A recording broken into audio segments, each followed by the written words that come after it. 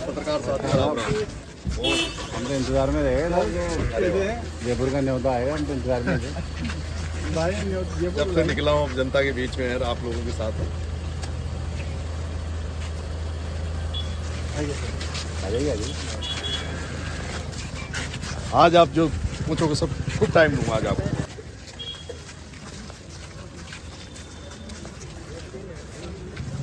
वकील साहब आगे ना पीछे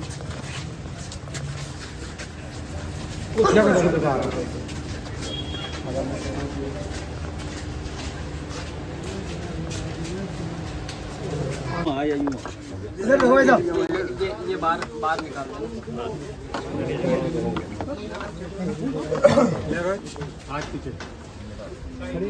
थोड़ा पीछे जाओ, एक ले रोहित जी साहब अलग एंगल ठीक है।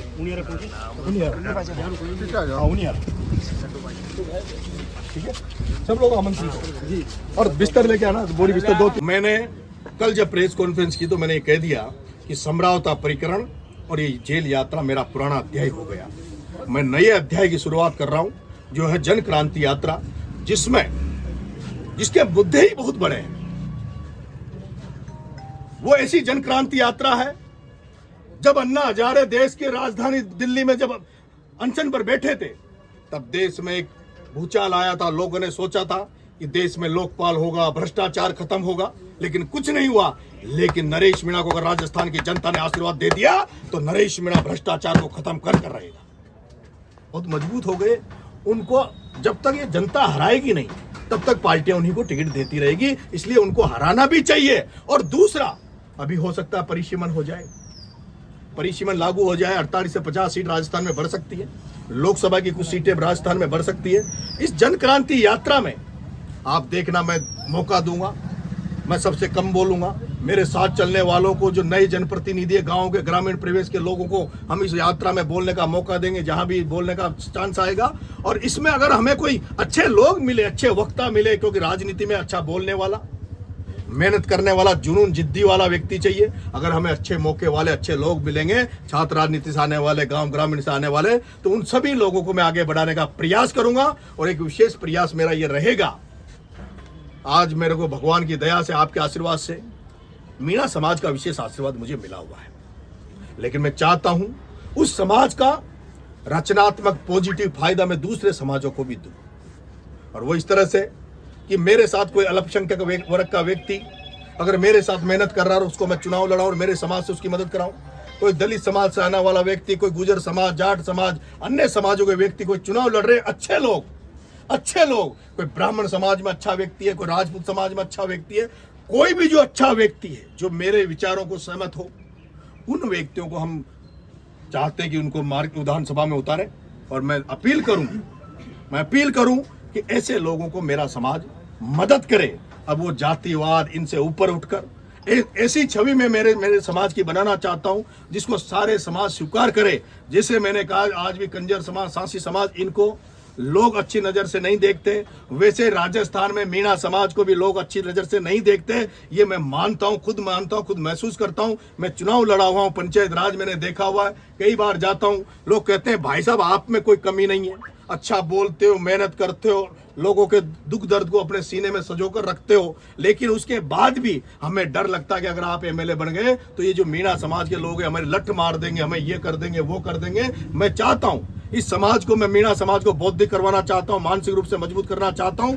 ये जो फिजिकल जो ताकत का जमाना नहीं है, फिजिकल ताकत का जमाना नहीं है, अब पढ़े लिखों का जमाना है। अब मैं चाहता हूं कि मेरे समाज के लोग, अब आजकल सरकारी नौकरियां बंद होने जा रही है, सारा काम निजी क्षेत्रों में दिया जा रहा है, निजीकरण किया जा रहा है, आरक्षण खतरे में है। वहीं दूसरी तरफ गांव में जमीनें खत्म होती जा रही है, जमीनों के बंटवारे होते जा रहे हैं। ऐसे समय में अब उनको दूसरे मार्ग पे भी जाना चाहिए। और दूसरे मार्ग पे जब आप धंधा करोगे, आप बिजनेस करोगे, आपको ठेकेदारी करोगे, वहां आपको सभी वर्गों की, सभी तबकों की जरूरत पड़ेगी। आपको कहीं एक्शन ऑफिस में सब लोगों की जरूरत पड़ेगी, जहां ठेकेदारी। इसलिए मैं चाहता हूं कि मैं जैसा सोचता हूं कि मैं सब लोगों को, सब तबकों को साथ लेके चलूं, उसी तरह से मेरी भावना को मद्देनजर रखते हुए मीणा समाज को भी सभी लोगों का सम्मान करना सीखना चाहिए। मीणा समाज आपसे एक निवेदन करना चाहता हूं, आप पत्रकार साथियों। क्या कोई एक नेता बनने के लिए एक छात्र विश्वविद्यालय से मैं जीत के आया और जो 200 विधायक हैं उनमें हो सकता है मेरे सच्चे 5-10 विधायक होंगे, 5-10 विधायक होंगे, मैं मानता हूं, लेकिन कम से कम 150-200 विधायक तो ऐसे होंगे, शायद मुझे लगता है कि उनसे अच्छी कैटेगरी में तो मैं हूं, उसके बावजूद भी मुझे टिकट नहीं मिले। वो इसलिए कि वंशवाद, परिवारवाद, जनता को जागरूक करने वाला व्यक्ति अगर राजनीति में आ गया तो ये गंदी राजनीति जो हो रही है इसको ये खत्म कर देगा। इसलिए बहुत बड़ा संकट है, इसको दूर करेंगे। मेरा ये मानना है, जो लोग विधानसभा में बैठे हैं, अगर नरेश मीणा विधानसभा देवली में निर्दलीय चुनाव लड़ने नहीं आता तो मुझे नहीं लगता कि किसी की दम थी जो हरीश मीणा को यहां से हटा दे। अगर नरेश मीणा अंता में 12 में अगर प्रमोद जैन भाया के खिलाफ खड़ा नहीं होता, मुझे नहीं लगता कि अंता में प्रमोद जैन भाया को कोई हटा पाता। जिस तरह से ये लोग टिकट बांटते हैं और इनको हटाना जब मेरे लिए ये हो सकता तो नरेश मीणा हर जगह तो नहीं है, हर जगह नरेश मीणा जा नहीं सकता। बहुत सारे लोग ऐसे बैठे हैं, इनको हटाने के लिए जनता को आगे आना होगा। दूसरा, मैं आपसे निवेदन करना, अमरावती प्रकरण को जो अभी अधूरा न्याय मिला है उसको पूरा न्याय दिलाने का कार्य मैं करूंगा। राजस्थान के सभी सरकारी कार्यालयों में जो भ्रष्टाचार व्याप्त है वो उसको खत्म किया जाए। राजस्थान में ड्रग स्मैक माफियाओं पर कड़ी कार्रवाई हो, कानून बने, मिलावटखोरी बंद हो। राजस्थान में छात्र संघ चुनाव चालू कराए जाए, राजस्थान में छात्र संघ चुनाव चालू कराए जाए। मैं इसलिए कहना चाहता हूं कि अगर राजस्थान में छात्र संघ चुनाव नहीं होते तो नरेश मीणा आज आपके सामने नहीं होता। प्रस्तावित एक डूंगरी बांध जो माधोपुर में बनने वाला है, बनास पर बनने वाला है, वहां हजारों लोग आंदोलनरत हैं, उनको स्थगित किया जाए। उन आंदोलनकर्ताओं को इस रैली खत्म होने के पहले माननीय मुख्यमंत्री जी सरकार उनसे बात करे और उनको राजी करे, जिस भी तरह राजी कर सके। लेकिन डूंगरी बांध से संबंधित जो लोग हैं, जो आंदोलन कर रहे हैं, उनको सरकार बुलाकर उनसे बात करे। राजस्थान की राजनीति में जो वंशवाद, परिवारवाद, जो पूंजीपति का है, उसको, उस गंदगी को दूर करने का प्रयास इस जन क्रांति यात्रा से जनता के बीच में पक्ष रखकर उसको खत्म करने का प्रयास करेंगे। जेल में जब मैं जेल में रहा तो मैंने वहां भी कई कष्ट देखे कि राजस्थान की जेलों में जो स्टाफ लगा हुआ है, राजस्थान की जेलों में जो स्टाफ लगा हुआ है, कहीं ईमानदारी उनमें है, कहीं अधिकारियों में ईमानदारी है, जेल प्रहरियों में ईमानदारी है। वो सारे लोग बहुत दुखी है, इस बात से दुखी है। हम हार्डकोर बदमाशों, क्रिमिनलों के बीच में रहते हैं और उसके बावजूद भी जो राजस्थान में बाहर जो पुलिस को जो पैसा मिलता है, तनख्वाह मिलती है, उनके पास तो और भी जुगाड़ तुगाड़ रहता है, लेकिन जेलों में कोई जुगाड़ तुगाड़ नहीं है। दूसरा, इसलिए हमें भी जो वेतन जो पुलिस को मिलता है वो राजस्थान सरकार जेल में जो प्रहरी हैं, जो वहां के जो अधिकारी हैं, जेल स्टाफ है, उसको भी राजस्थान पुलिस की तरह ही उनको भी तनख्वाह दी जाए। मैं इसके साथ साथ जो राजस्थान में लगभग 30,000 बंदी जो आज की तारीख में बंद है, उन 30,000 बंदियों को जो मैं जेलों में मैंने देखा, उनकी व्यवस्थाओं को देखा, उसको लेकर भी मैं माननीय मुख्यमंत्री जी से निवेदन कर रहा हूं इस माध्यम से कि उसमें उन बंदियों को व्यवस्थाओं में सुधार किया जाए, उनके खाने में सुविधा की जाए, उनको किसी तरह का मानवाधिकार का जो उल्लंघन जेलों में होता है उसकी रक्षा करने का काम भी माननीय मुख्यमंत्री जी करेंगे। पेपर लीक की जो समस्या है उस पर सख्ती की है, और ज्यादा सख्ती की जरूरत है, वो सख्ती की जाए। और जो पिछले कुछ दिनों से नौकरियां, जो नए रोजगार नहीं आ रहा, उसको भी नए रोजगारों को प्रशस्त करना चाहिए। एक मैंने देखा है, मैं देवली में चुनाव लड़ा और मैं आपके छबड़ा में चुनाव लड़ा। मैंने कुछ तबके आज भी ऐसे देखे हैं जहां ST/SC को बाबा साहब भीमराव अंबेडकर के सपने संविधान की वजह से इनको आरक्षण मिल गया। ST/SC के बहुत सारे तबके बहुत आगे निकल गए, लेकिन कुछ तबके आज भी ऐसे हैं जो बहुत पिछड़े हुए हैं। वो गुर्जर आंदोलन में उन जातियों को जोड़ा भी गया, लेकिन आज भी उनकी शैक्षणिक आर्थिक स्थिति बहुत दयनीय है। और ये मैं रूबरू हुआ हूं, मैंने देखा है, जो मैं उन जातियों को मैंने बहुत नजदीकी से देखा है। ये जातियां हैं बंजारा समाज, ये जातियां हैं सांसी समाज, सहरिया समाज, कंजर समाज और भील समाज। ये तबके ऐसे हैं, आज आप भी सब पत्रकार साथी सब लोग जानते होंगे। कंजर समाज और सासी समाज के प्रति हमने गलत धारणा बना रखी है। उनको कोई व्यक्ति अपने दुकानों पे कहीं ऐसी रोजगार देते नहीं है, उनके पास जमीन जायदाद है नहीं। अब अगर किसी के पास जमीन जायदाद नहीं है, उनके पास कोई रोजगार नहीं है, तो अपने बच्चों को पालने के लिए क्या करेंगे? और उनके उस कारण से वो अपने बच्चों का पेट पालने के लिए, अपने घर चलाने के लिए वो गलत रास्ते पे जाते हैं। इसलिए मैं निवेदन करूंगा सरकार से कि जो वंचित रह गए, अभी बहुत पीछे रह गए, ये जो लोहार भाई चलते आज भी बैलगाड़ियों में रह के रोडों पे रहते हैं, इन लोहार भाइयों को, इन लोगों को सरकार को स्पेशल एक कैटेगरी बनाकर इनको भी मुख्य धारा में लाना चाहिए। इस तरह की मेरी 11 मांग है, इनको लेकर मैं सड़क पे निकल रहा हूँ। मैंने वजात भाई जो मुद्दे उठाए, आप सोचिए मिलावट क्या है।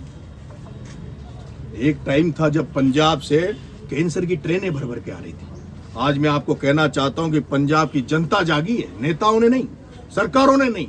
जब पंजाब की सरकारें फेल हो गई, पंजाब की राजनीति लोगों ने जब नहीं कर पाया, वहां के गांव में कमेटियां बन गई, वहां की जनता जाग रही है और वहां इस तरह की कमेटियां बनेगी। कोई नशा करता है उसको जेल में डाल दो, कोई नशाखोरी का धंधा करता है उनको जेलों में डाल दो। वहां पंजाब में इस तरह का चलने लग गया कि कोई नशाखोरी व्यक्ति जेल में पड़ा है, वहां के वकीलों ने एकता कर ली। वकील कहते हैं कि ऐसा कोई नशाखोर है, नशा को जो बेच रहा है, जो लाखों लोगों को बर्बाद कर रहा है, उसकी हम जमानत नहीं कराएंगे। मैंने 11 सूत्रीय मांगों को लेकर जन क्रांति निकाल रहा हूं। ये जन क्रांति में मेरी केवल ये जो मैं कह रहा हूं वही नहीं, मेरी 11 सूत्रीय मांगे हैं। वो मांगे मैं आपको बता देता हूं क्योंकि टोंक आया हूं। और अभी अभी मैंने ये यात्रा भी जो है, ये कोई बहुत प्लानिंग की नहीं है।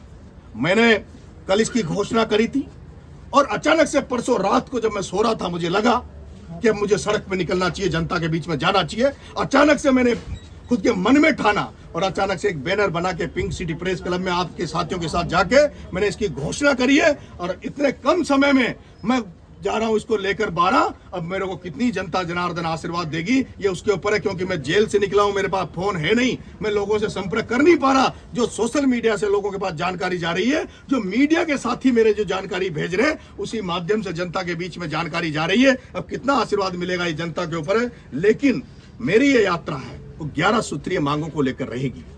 जब यात्रा जब समापन होगा नगर फोर्ट की धरती पर, देवली की धरती पर ये जब यात्रा समाप्त होगी, उसके बाद लाखों लोगों को लेकर वहां से इन मांगों को लेकर, मुझे लगता है जब मांगे मैं रख दूंगा, यात्रा खत्म होगी, उसके पहले राजस्थान की सरकार इन मांगों को मान लेगी। अगर नहीं मांगती है तो नगर फोर्ट से नरेश मीणा फिर लाखों लोगों को लेकर फिर जयपुर कूच करेगा।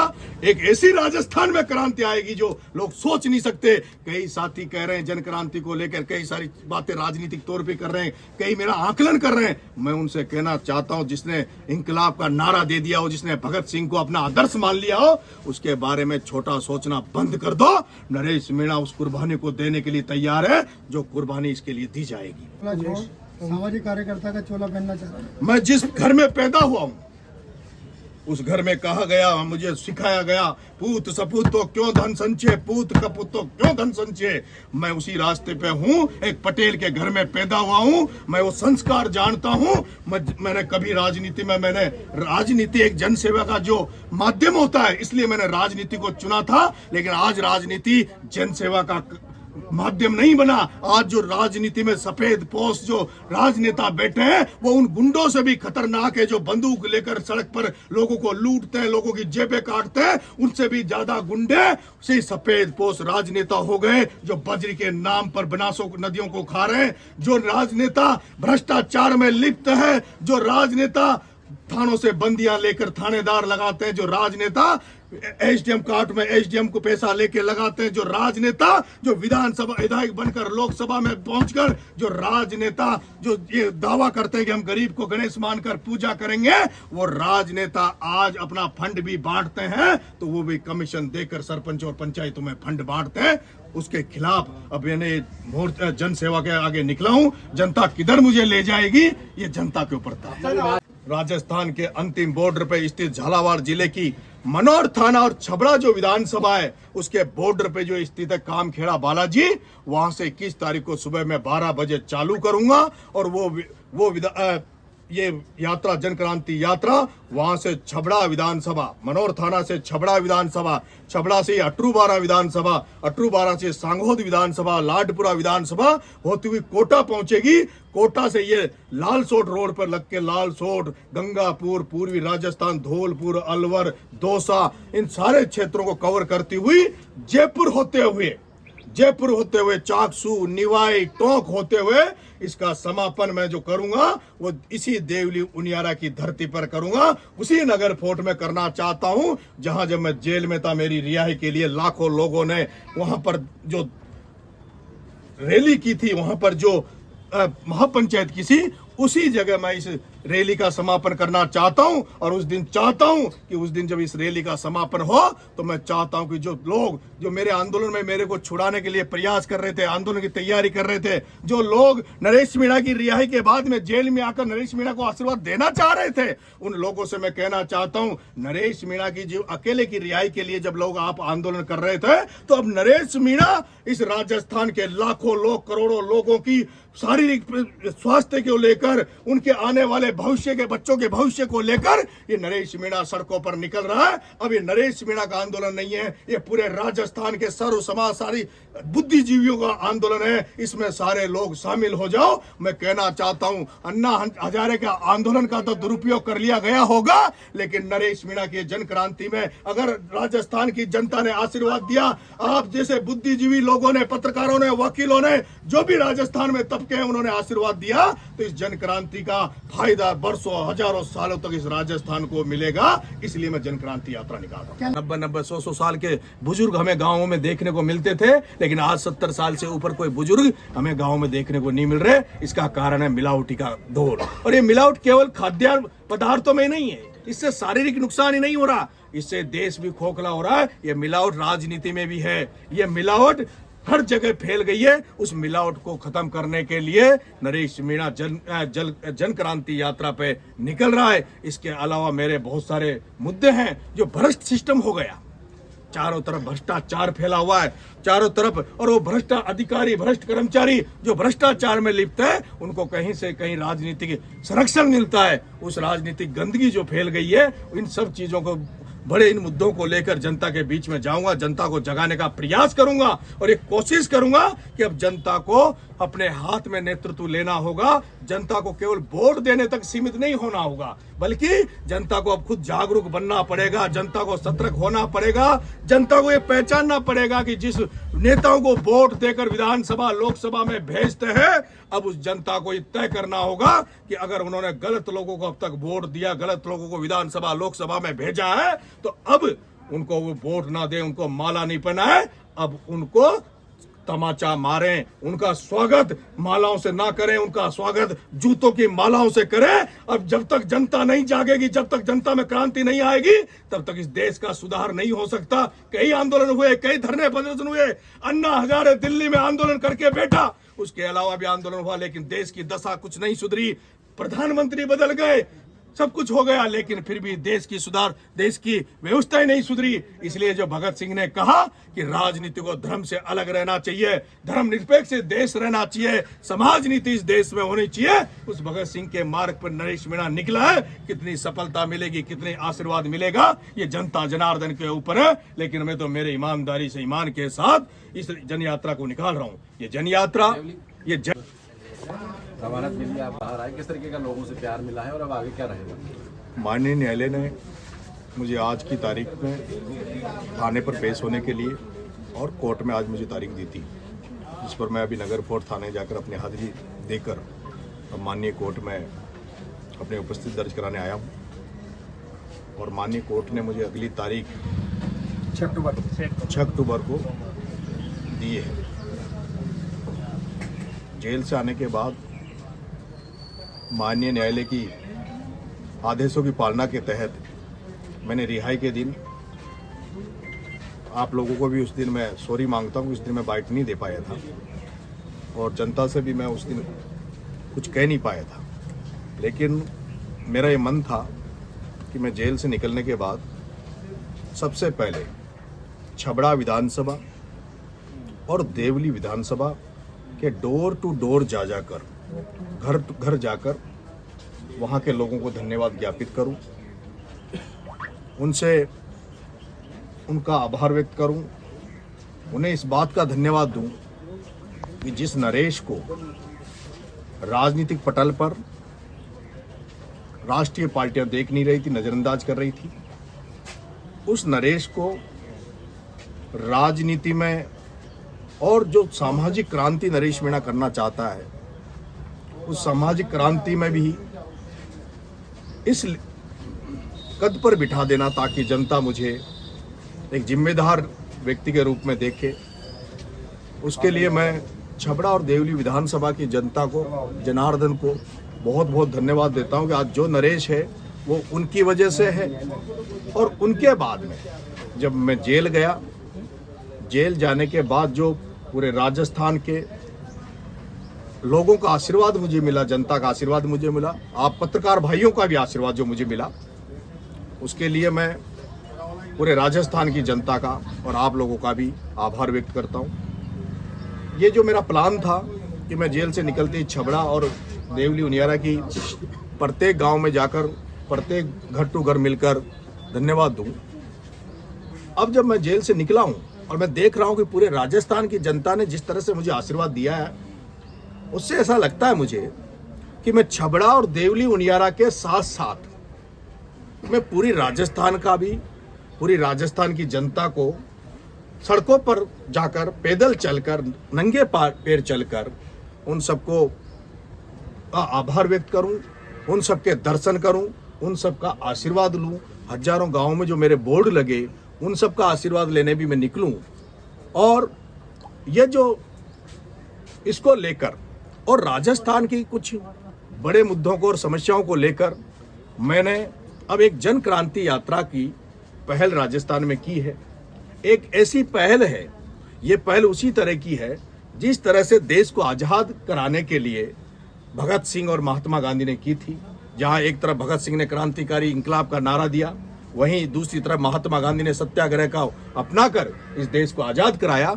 आज ये देश आज़ाद तो हो गया, लेकिन देश फिर से खोखला होने की तरफ जा रहा है। और वो इसलिए हो रहा है जिस तरह से आज देश में नशाखोरी बढ़ रही है। आज देश में नशाखोरी की वजह से लाखों हजारों युवा मौत के गले लग रहे हैं, लाखों करोड़ों परिवार इस नशा की वजह से आज बर्बाद हो रहे हैं। कई लाखों करोड़ों लोग कैंसर से मर रहे हैं, हार्ट अटैक से मर रहे हैं। उस नशाखोरी के खिलाफ अब एक ऐसा, जब लोगों को नेताओं से भरोसा था, नेताओं ने भरोसे पर उठ गए, जब सब कुछ उठ गया, तो अब इस नशाखोरी के खिलाफ जनता को खड़े होने के लिए नरेश भगत सिंह के आदर्श पर चलते हुए, उसके पदचिन्हों पर चलते हुए जनता को जगाने के लिए सड़कों पे उतर रहा है। जनता को जो मिलावटी दौर चल रहा है, जिस तरह से आज मिलावट का दौर है, आप सब्जी लाओगे, आप फल फ्रूट लाओगे, आप दूध घी जो भी खाने की चीजें हैं, जब आपके घर में आती है तो आपको डर लगता है कि इसमें कोई केमिकल तो मिला हुआ नहीं है, इसमें कोई इस तरह का तो जहर नहीं है जिससे हमारे परिवार मर जाए, हमारा नुकसान हो रहा है। और आज आप सब मीडिया साथी देख ही रहे होंगे गाँव की तो कैसी